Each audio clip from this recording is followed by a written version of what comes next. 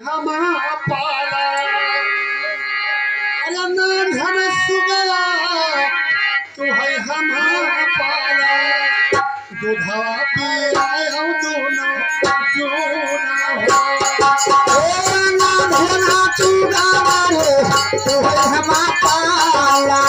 दूधवा पियाओ दोनों जोना हो नाम सुगला तो है पाला दूधवा पियाओ दोनों जोना हो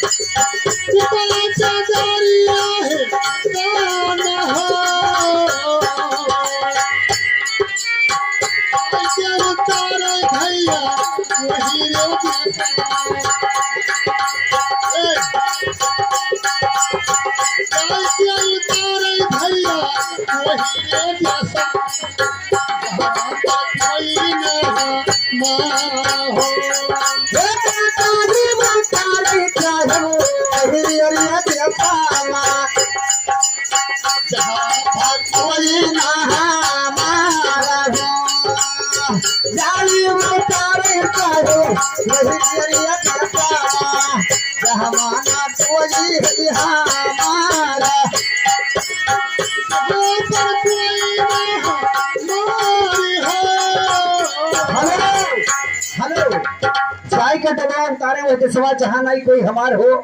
आप है प्रमाण सम्मानीय विजय कनौजिया भैया जी के ओर से 51 रुपए का आशीर्वाद निर्गुण भजन पर हमारे बंधु भाव साहब को दिए हैं। और ये हमारे यादव भैया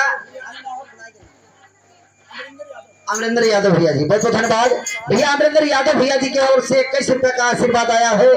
पार्टी के सब में धन्यवाद और सुंदर सा बच्चे चित्रहार लेकर के आ रहे हैं। लूटी कहीं गई हो बड़ा सुंदर सा हमारे महेंद्र भैया जी लेकर आ रहे हैं। अरे जाई के डोला अरे वही कहा नहीं के मार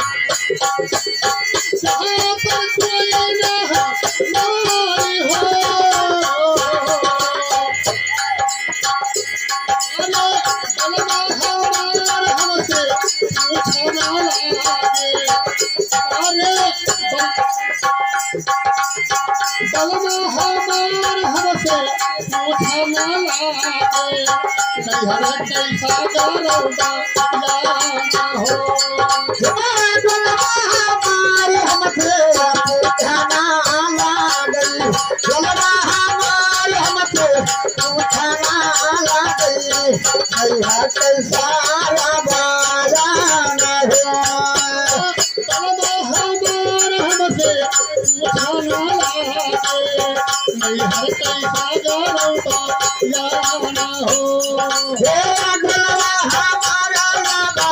तू ठगा गई कदर हर कोई माना ना हो मैं हर कैसे जाऊंगा याद हो हेलो काहे तू मिलती हो गौने चुनरिया